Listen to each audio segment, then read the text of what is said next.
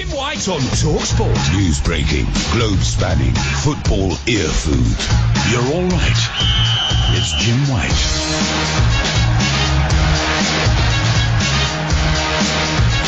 It is indeed. It's Jim White on TalkSport, and it's 5 minutes past 12 noon this Wednesday lunchtime. I'm with Simon Jordan and Bob Mills. And an interesting development as we came on air this morning, we got news that Dan Ashworth, highly thought of figure, respected figure at the FA, leaving the FA to become the new technical director at Brighton. And Brighton making strides under Tony Bloom and Paul Barber. The club said to be celebrating the news this morning over the acquisition of Dan Ashworth, who's said to be a bit of a mover and shaker behind the scenes in the world of football. So what is the mood? What have Bloom and Barber cooked up here? Let's find out. Paul Barber, good afternoon. Hello, Jim. Good afternoon. Hey, good to have you on. Simon Jordan's with me, and so too is Bob. So what's behind this decision then, Paul? Well, it's really the next phase for us of building the club's future. You know, we concentrated very hard on getting our infrastructure and our facilities right, and then our key people, and then, of course, the players to get us promotion to the Premier League. And now we're looking to the future. We want to try and develop more of our own young players through the academy, which we're investing a huge amount of money in each year.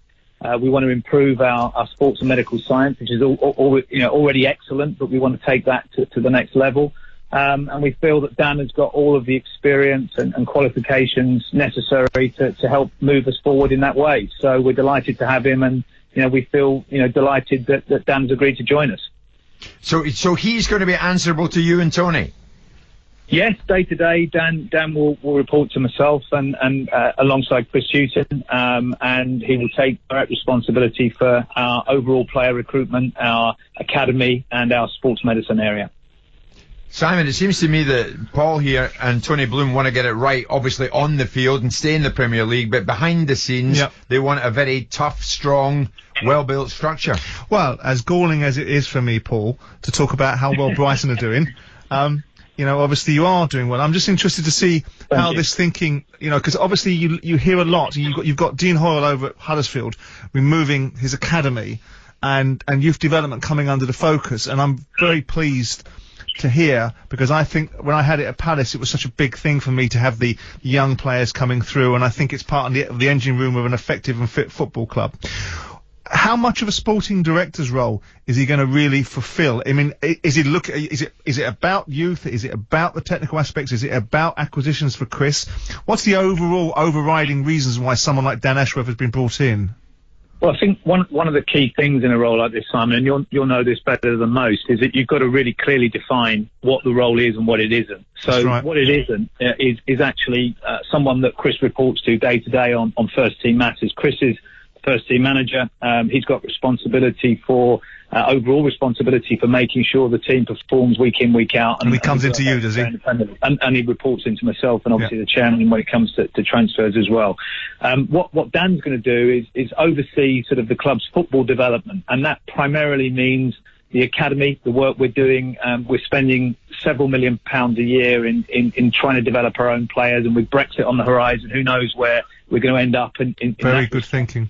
But it's important, I think, for us that we continue to develop our own players and ideally English players where we can. We want to try and make sure that we've got the best possible availability of our players from a medical point of view. So understanding sports science, understanding the facilities that give us the best chance of keeping players fit and able to perform for the first team when we're paying them a lot of money is really important to us. And then obviously the recruitment of players, where Paul Winstanley's been doing a fantastic job for us. That's not going to change. But what we do have now is another senior technical voice who can add an opinion, to look at players with Paul, go independently from Paul, and give us another expert input to the process that we've already got. So we're trying to build, I hesitate to use the word of football philosophy for the future, but essentially try and embed all of the things that are important to us when it comes to the technical side of the club through one person. And it's impossible for me to do that. I'm not qualified enough to do that, neither is the chairman, and we want someone independent of the first team manager to maintain a consistency and to try and bring through all of those things to give us the best possible chance of staying in the Premier League. We know that our budgets are never going to be at the level of the top 6 or top 8 clubs. We know that we're never ever going to be able to attract the very, very best talent that they can. So we've got to be smarter in a different way and give ourselves the best possible chance. It sounds good to me. Having said all that, Paul, do you know what? I mean, Brighton is Brighton, and I've been down there with you, but is the overall intention to try and emulate what Tottenham, Arsenal are doing? You're like knocking the door of the top 6, knocking the door of being a top 4 club. Well, I think we've got to learn to walk quickly before we start to jog and forget about running for a while. We've only just got to the Premier League. We're very well aware of where we've come from. We're well aware of where we were 20 years ago, almost, as Simon knows, out of business and out of the league. And we've come back well, and we've got a great infrastructure in place. We've got a fantastic chairman that has put his money into the club in very, very significant amounts, and we totally respect that. And we want to try and do our best to build a sustainable future, so we don't have to rely so much on Tony Bloom's generosity, because we're sustainable in our own right, because we're a Premier League club and one that can stay there. So, we're not thinking about, challenging the top 6, Jim. We're thinking first and foremost about our survival in this division. And if we can progress each year from the last and improve each year on the last and start to redress the transfer spend with developing our own players, and keeping the ones we have got fit and available for selection, then I think that's progress. And this is a long-term thing. This is not, something that we want to sort of magic in the space of 12 or 18 months. What Dan's done at the FA, he's done over half a decade. The success that he's had hasn't happened overnight. He's built that, and he's worked hard. He's had a lot of great people around him to do that. And he's had a lot of support from Martin Glenn and Greg Clark to achieve what's been achieved. We need to give Dan the time and support that he's had at the FA here, so that we can achieve our objectives as well. And that's going to be in the longer term, not the short term. I've always had, and I think you probably know, a slightly strident view on FA personnel and what they do and don't do. Brighton, and knowing Tony and his brother, and knowing what the aspirations were, and spending time with Chris Hughton last summer or a couple of summers ago when you got promoted, Brighton now strikes me as a very entrepreneurial club. And judging by what you're saying and thinking about the idea of what's going to happen with the Treaty of Rome and work permits and so on and so forth, and all these things that will come into play if Brexit becomes a bigger problem, is clever thinking.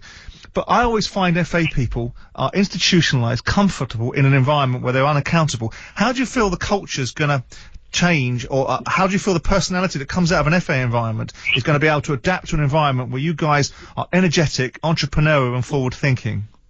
Well, I think it's a good point, Simon. I mean, I came out of the FA into Tottenham Hotspur, so I suppose I'm an example of someone that can make that change, if you like. And of course, Dan has had his experience at West Brom, and one of the things that attracted us to Dan was the fact that he had a serious amount of experience at a club the size of West Brom. Without any disrespect to them, they're not a top 6 club.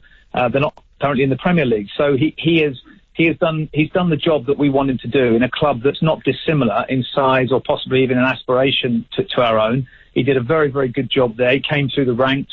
Not only did he sort of work in the academy area and run the academy, but he also got involved in recruitment during their period of relative success in the Premier League. So we feel that he's got the tools and attributes from that experience, as well as the experience from the FA working with, some of the best players in our country, and also gaining contacts around the world from looking at some of the more junior England teams as he's been around. We've also got a growing women's football and girls football area here, which is not going to be Dan's immediate priority, but we brought in Hope Powell last year to oversee our progression to WSL. And again, we're trying to build something, Simon, that's sustainable. And from your personal experience how expensive that is, yep. B, how difficult it is, and also just how competitive the environment is. So we're just trying to surround ourselves. Yeah, you're giving it a go, Paul. Yeah, it's good. It's good, Simon. Simon Jordan's nodding his head. Not often he does that when Brighton's getting mentioned, I have to say, Paul. I do. I'm fair. Oh, Paul, you should have heard him in the break. Honestly, you're getting Paul Barber on. You kidding me? No, not at all. Paul, not true, Paul. Not true. Delighted for you, Paul. Well done. Dan Ashworth joins up there as technical director. Paul Barber, of course, continues as chief executive with Tony Bloom at the top. Paul, thanks for joining us. Thanks very much. Cheers, guys.